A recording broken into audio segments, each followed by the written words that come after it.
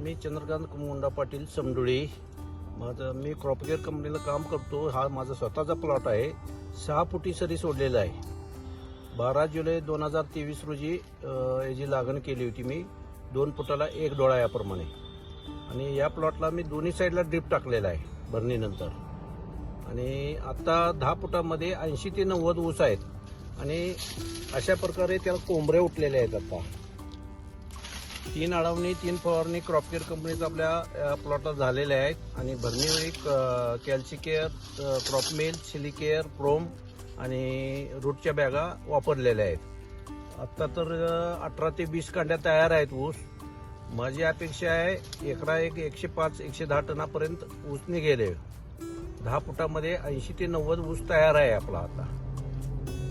आणि ऊसाची जाडी, कांड्यांची लांबी आणि हे वजन 1 नंबरमध्ये आहे आता.